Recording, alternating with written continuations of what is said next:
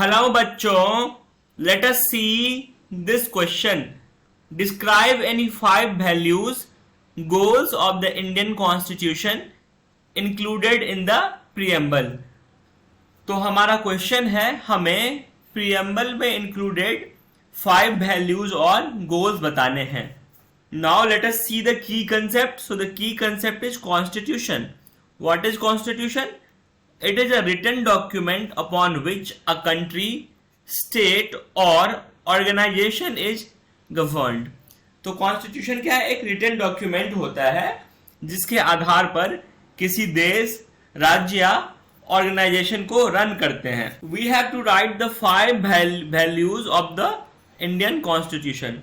So 5 values of the Indian Constitution are republic. Republic in our preamble indicates that India has an elected head called the president.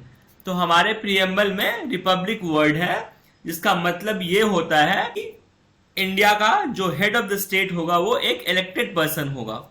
Democratic.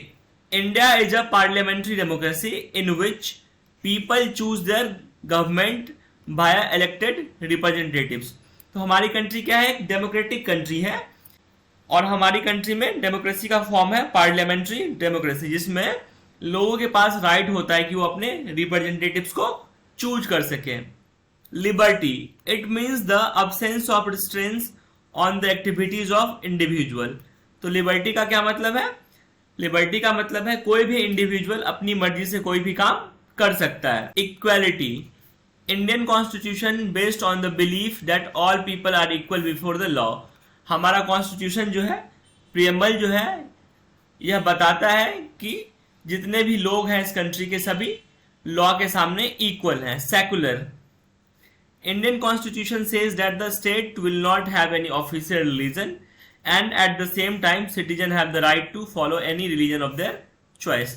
तो हमारी country क्या है? एक secular country है जिसमें क्या होगा?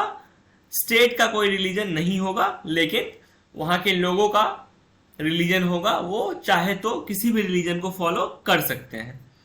तो these were the 5 values that is included in the preamble. I hope you understood it well. Thank you. All the best.